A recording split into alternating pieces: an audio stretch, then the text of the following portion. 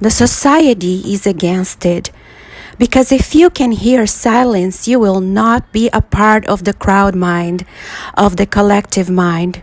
You will become an individual immediately. And an individual is a danger to the state, to the church, to the society. An individual is always dangerous because an individual is nothing but rebellion. He is very present, is a risk.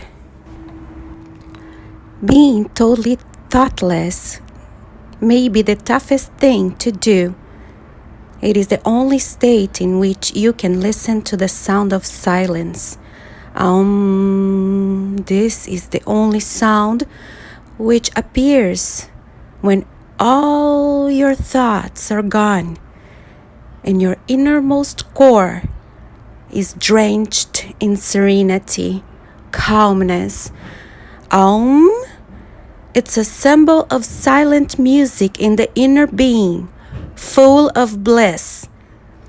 If one reaches that state, transcending the mind, dropping all thoughts, and instead becoming a watcher of the mind, the silent music will surface within. Silence is the explosion of intelligence. Silence means inside you are just spaciousness, uncluttered spaciousness. Silence means you have to put aside the whole furniture of the mind, the thoughts, the desires, the memories, the fantasies, the dreams. You have all pushed aside. You are just looking into existence directly, immediately.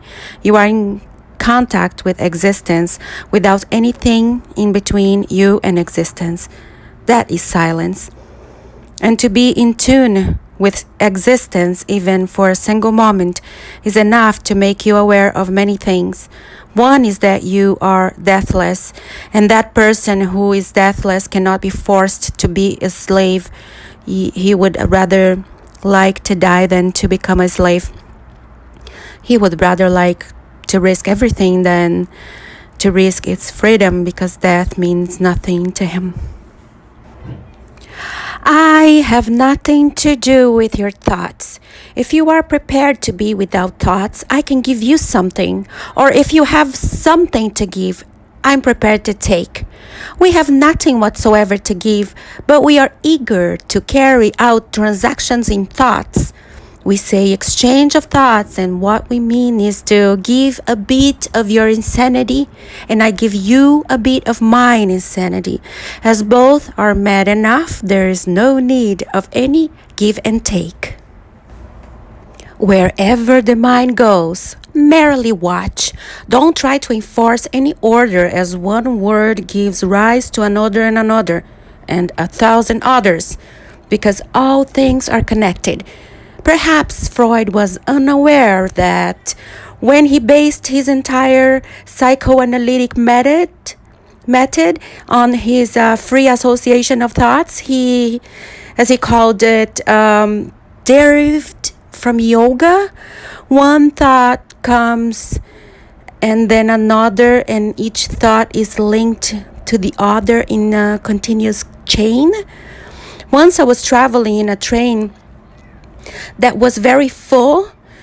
When the inspector came to check out tickets, he looked underneath my seat where there was an old man hiding. He said, "You old man, come out. Where is your ticket?"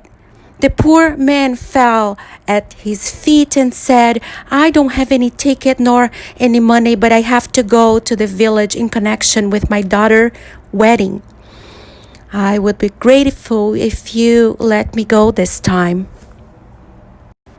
The inspector took pity on him and let him go. But when he turned to the next row, he saw another man underneath the seat. This man was young. "Are you also going for your daughter's marriage?" The inspector joked with him. "No, sir," said the young man, "but I will soon be this old man's son-in-law, and I too, I am penniless." This is how things are joined. Someone is the son-in-law, someone is the father-in-law. They connect factors, the connections are hidden and need to be brought out. There is a whole chain of them within you, and you will often be shocked when you know how and in what queer ways your thoughts are interlinked. Sometimes you will also be frightened and think that you are going mad. This is, however, a very wonderful method.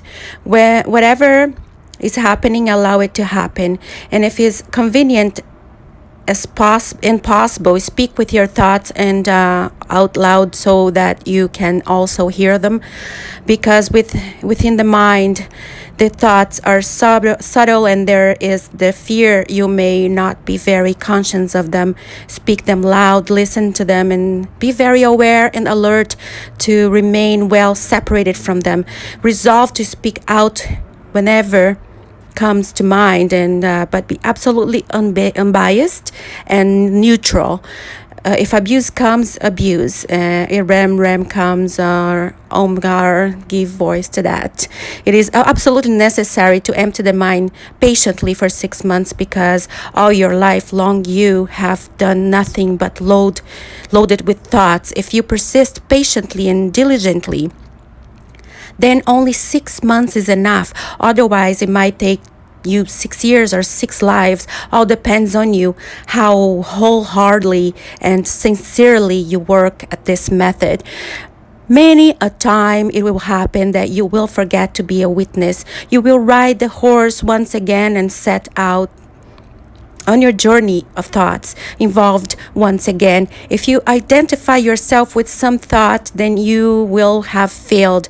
As soon as you become aware of this, get off the horse and let the words and thoughts and go where they will without riding them.